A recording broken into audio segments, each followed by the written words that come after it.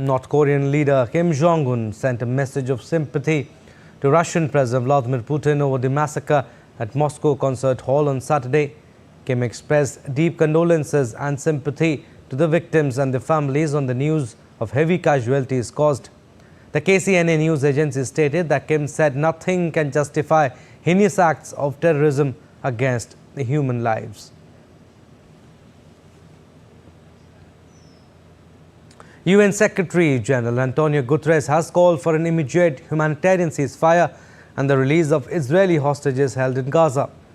He witnessed a long line of blocked relief trucks on Egypt's side of the border with the Gaza while visiting the Rafah crossing on Saturday. Israeli Foreign Minister Israel Katz criticized Guterres in a social media post for blaming Israel without condemning in any way the Hamas-ISIS terrorists who plunder humanitarian aid. We have more.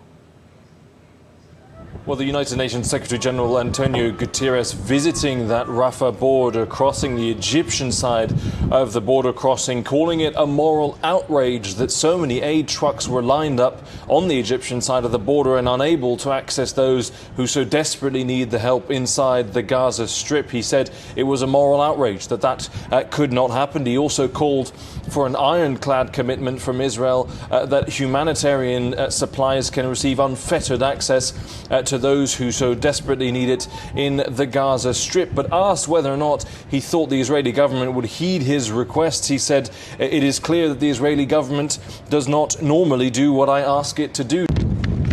A long line of blocked red relief trucks on one side of the gates, the long shadow of starvation on the other. That is more than tragic. It is a moral outrage. Now more than ever, it is time for an immediate humanitarian ceasefire. It is time to silence the guns. It is time for an ironclad commitment by Israel for total unfettered access for humanitarian goods throughout Gaza. And in the Ramadan spirit of compassion, it is also time for the immediate release of all hostages.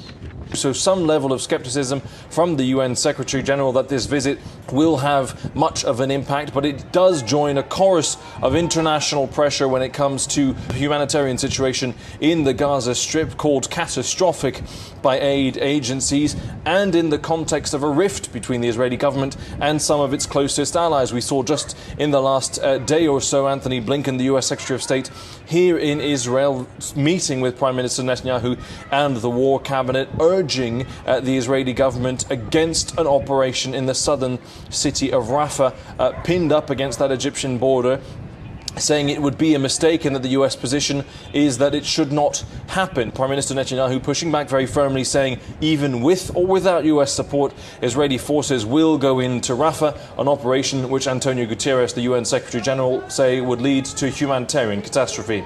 Alex Kadia in Tel Aviv, reporting for DD India.